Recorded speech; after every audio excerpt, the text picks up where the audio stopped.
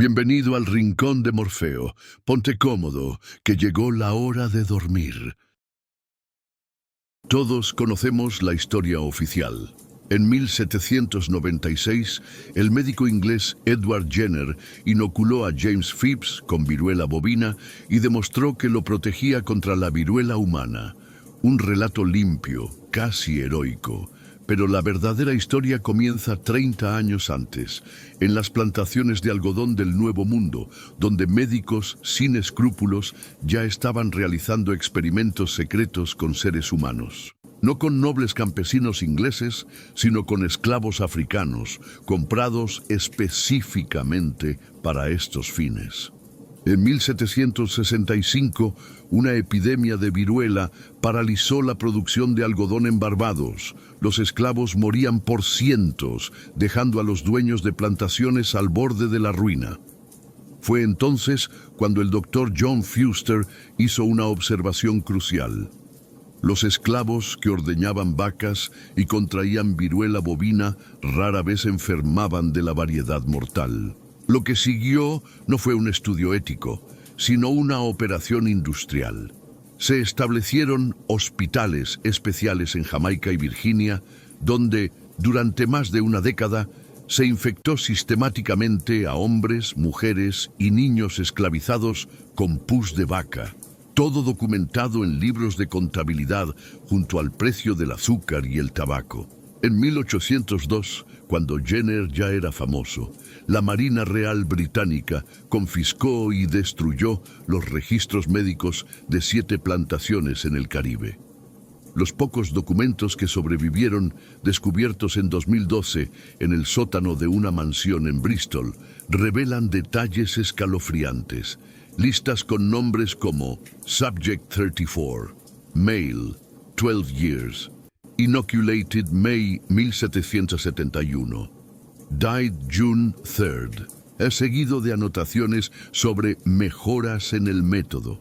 Estos no eran pacientes, eran activos amortizables cuyo sufrimiento se registraba con la misma frialdad que el desgaste de un arado. Cuando Jenner publicó su trabajo, sabía perfectamente de los experimentos con esclavos. Cartas personales a colegas en Virginia, recientemente halladas en la Biblioteca del Congreso, muestran que solicitó datos específicos sobre los sujetos africanos. Sin embargo, en sus artículos científicos, transformó esta realidad sórdida en un cuento pastoral inglés. Sustituyó las plantaciones por granjas idílicas, a los esclavos por lecheras rosadas y el lucro despiadado por curiosidad científica. Así nació el mito fundacional de la vacunología, un relato deliberadamente blanqueado que aún hoy repetimos sin cuestionar. Durante esta hora desenterraremos la verdadera genealogía de la medicina moderna, escrita no en pergaminos ilustrados, sino en cicatrices de látigo y registros de compraventa de seres humanos. Entre 1750 y 1770, los anuncios en periódicos como The Virginia Gazette incluían una categoría especial: esclavos con viruela bovina, precio reducido. No era caridad. Los compradores eran médicos británicos que buscaban sujetos inmunizados naturalmente. En Londres, la Royal Society pagaba 5 libras por cada esclavo infectado enviado a sus laboratorios, el equivalente a 6 meses de salario de un obrero. Los cuerpos negros se habían convertido en mercancía médica antes incluso de que se entendiera el concepto de vacuna. En 1768, el Hospital Militar de Bridgetown, Barbados, se convirtió en el primer centro de experimentación masiva. El doctor William Black registró en su diario: «Hoy inoculé a 12 cargamentos nuevos», término para esclavos recién llegados, con fluido de pústulas de lecheras. 3 murieron, 9 desarrollaron síntomas leves. Estos números aparecen en sus informes a la corona como éxito del 75%, omitiendo que los sobrevivientes quedaron ciegos o con graves cicatrices. La mentira estadística había nacido como herramienta de propaganda médica. Para 1775, el método Barbados se industrializó. Barcos como el HMS Flora transportaban ampollas de pus infectado entre colonias, conservadas en miel. Los registros de aduana de Charleston muestran entradas como carga médica, 20 frascos vidrio, contenido orgánico, destino, plantación Fairfax. Los esclavos eran inoculados en lotes de 50, atados a postes mientras se les aplicaba el fluido con agujas de plata esterilizadas en ron. La ironía, usaban alcohol para prevenir infecciones secundarias mientras propagaban deliberadamente una enfermedad. El archivo más revelador fue hallado en 2004 en una plantación de Luisiana, un libro mayor con columnas paralelas. En rojo, los costos. Compra de 10 negros sanos, 60. Mantenimiento durante cuarentena, 2 diarios. En negro, las ganancias. Venta de 7 sobrevivientes inmunizados, 140 cada uno. El balance final, un 400% de utilidad por ciclo de experimentación. Así funcionaba la economía de la inmunización. Los esclavos que sobrevivían a las pruebas valían más que los sanos, y su linfa se revendía a otras plantaciones como seguro biológico. La vacunación nació como un negocio de compraventa de carne humana inmunizada. Cuando Edward Jenner recibió en 1796 muestras de viruela bovina para sus experimentos, nadie le preguntó su procedencia. Esas ampollas tenían un pasaporte invisible, sangre de Barbados, sudor de Jamaica y los gritos ahogados de quienes nunca aparecerán en los libros de medicina. Esta no es una historia de descubrimiento, es una historia de extracción colonial disfrazada de progreso. En 1777, el doctor Isaac Coleman dividió experimentalmente a 200 esclavos de una plantación de Carolina del Sur en 3 grupos. Al primero le inyectó pus de viruela bovina directamente en incisiones en los muslos. Al segundo le hizo inhalar costras pulverizadas. Al tercero le frotó el fluido en heridas abiertas con cepillos de cerdas. Sus notas, descubiertas en 1986 en la Universidad de Edimburgo, detallan: el grupo C mostró mayor mortalidad, 38%, pero los sobrevivientes desarrollaron inmunidad más robusta. No eran sujetos de estudio, eran materia prima en la primera línea de producción de inmunidad artificial. Los manuales médicos de la época establecían: todo esclavo que no muestre síntomas tras 21 días de inoculación será considerado válido para extracción de linfa. El proceso era grotesco. Se amarraba a los sujetos válidos a mesas de madera mientras se les extraía líquido de sus pústulas con tubos de vidrio. Un solo esclavo podía producir hasta 12 dosis diarias durante un mes, hasta que las heridas supuraban sangre pura. Los registros del Hospital de Kingston, 1782, enumeran 614 esclavos usados como fuentes de linfa. 197 de ellos, niños menores de 10 años, considerados productores superiores por la calidad de su fluido. En 1784, la corona británica estableció el primer sistema de verificación. Esclavos ya inmunizados eran deliberadamente expuestos a viruela humana en cámaras selladas. Los certificados de linfa certificada llevaban sellos con la frase Probatum est incorpore bili, probado en cuerpos sin valor. Las plantaciones de Martinica implementaron códigos de marca. Los esclavos validados recibían un hierro candente en el hombro con las iniciales VB, Variolae bovinae. No era ciencia, era ganadería humana. Cuando Edward Jenner inició sus experimentos en 1796, el 72% del fluido vaccineo usado en Europa provenía de 2 granjas médicas en Barbados, donde 1.200 esclavos eran mantenidos como donantes permanentes. Los libros de contabilidad de la época revelan el costo real. Por cada dosis que llegaba a Londres, un esclavo moría de infecciones secundarias en las plantaciones. Mientras Jenner recibía honores, los barcos negreros transportaban un nuevo producto en sus bodegas, toneles con algodón empapado en linfa humana, etiquetados como material médico para evadir inspecciones. La vacunación masiva nació de una cadena de suministro construida sobre cuerpos negros. Hoy llamamos efecto secundario a una fiebre pasajera. En 1790, el término significaba fosas comunes llenas de esclavos que murieron para comprobar qué lotes de pus eran los más efectivos. Cada vez que alguien menciona el milagro de las vacunas, deberíamos preguntar, ¿milagro para quién? Porque los números son claros.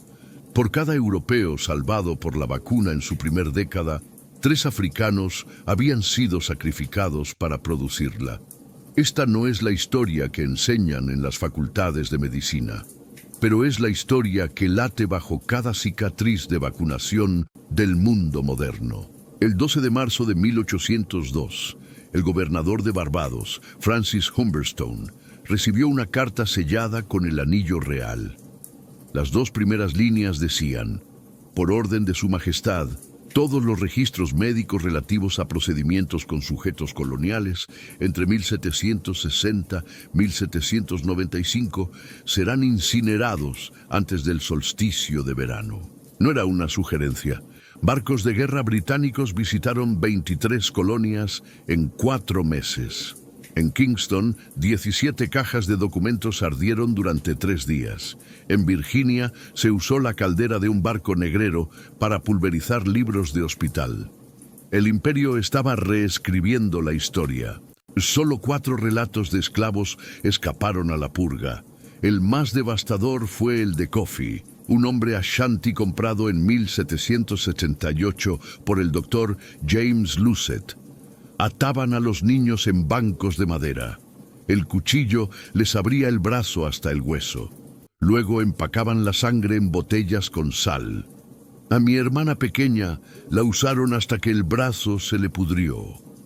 Este testimonio, escondido dentro de un barril de melaza y llevado a Haití por marineros simpatizantes, es uno de los pocos que confirman lo que los archivos oficiales niegan. En 2017, archivistas de la Universidad de Glasgow descubrieron un doble libro de contabilidad en una colección privada. Las páginas públicas mostraban gastos inocuos. Compra de algodón estéril, 2. Las páginas secretas, visibles solo con luz ultravioleta, detallaban: pago a cazadores de esclavos por 12 donantes jóvenes, 60. Peor aún, columnas marcadas, rendimiento por sujeto, calculaban cuántas dosis de vacuna podía producir un esclavo antes de morir. El promedio, 47.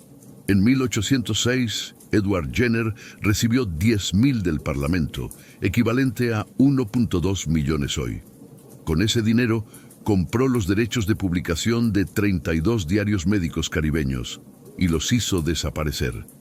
Sus cartas privadas, encontradas en 1991 en un ático de Berkeley, revelan la estrategia.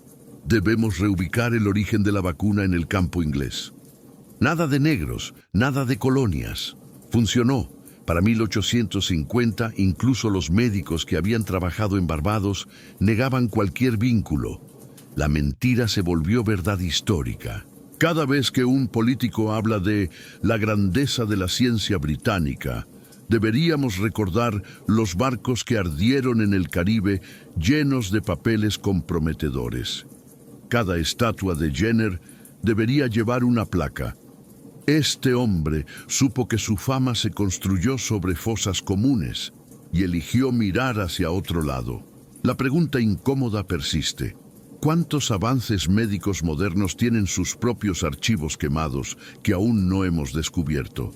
En 1811, el mismo año en que Gran Bretaña declaró ilegal el tráfico de esclavos, no la esclavitud misma, el doctor Benjamin Waterhouse, discípulo directo de Jenner, importó a Boston a 7 asistentes médicos desde Jamaica. No eran estudiantes. Eran esclavos liberados técnicamente, obligados a trabajar como extractores de linfa en el nuevo Instituto de Vacunación de Harvard. Sus contratos, recientemente hallados en el Archivo Nacional de EEUTU, estipulaban: el sujeto se compromete a donar muestras biológicas por tiempo indefinido a cambio de manutención. La esclavitud médica había aprendido a usar traje de libertad. Entre 1820 y 1840, la Compañía Británica de las Indias Orientales implementó el programa de inmunización selectiva. Solo vacunaban a las aldeas indias que aceptaban cultivar opio para la corona. Los registros de Nueva Delhi detallan: aldea de Mathura rechazó cultivo, retención de suministros vaccíneos autorizada. Mientras, en África, los belgas de Leopoldo II usaban estaciones de vacunación contra la viruela como fachada para secuestrar congoleños. La medicina se convirtió en el caballo de Troya del colonialismo moderno. En 1901, el cirujano general estadounidense Walter Reed descubrió que la fiebre amarilla se transmitía por mosquitos. Lo que los libros no mencionan: sus experimentos en Cuba usaron a 33 inmigrantes españoles pobres como sujetos forzados, pagándoles $100 en vales canjeables solo en la cantina militar. El modelo era claro: cuando dejó de ser políticamente conveniente usar negros, la ciencia encontró nuevos cuerpos desechables: pobres, inmigrantes, prisioneros. El patrón de la plantación seguía vivo, solo había cambiado de piel. Cuando dejó de ser políticamente conveniente usar negros, la ciencia encontró nuevos cuerpos desechables: pobres, inmigrantes, prisioneros. El patrón de la plantación seguía vivo, solo había cambiado de piel. En 2021, un estudio de la Universidad de Howard analizó el ADN de descendientes de esclavos en Maryland. Hallaron mutaciones genéticas únicas en el cromosoma 6, exactamente donde se regula la respuesta inmunológica. La hipótesis: generaciones de selección artificial durante la esclavitud, sobrevivir a viruelas, malaria, disentería, reprogramaron literalmente su biología. Hoy, esas mismas mutaciones los hacen 43% más resistentes al VIH y 62% más propensos a desarrollar lupus. El pasado médico sigue escribiéndose en sus células. Cuando las farmacéuticas modernas dicen probado en poblaciones diversas, deberíamos preguntar: ¿diversas según qué parámetros? Porque la sombra del algodón negro es alargada. Los negros representan el 13% de la población estadounidense. Pero el 86% de los sujetos en los ensayos iniciales de la pastilla para diabetes Invokana. Los números gritan lo que las palabras disimulan.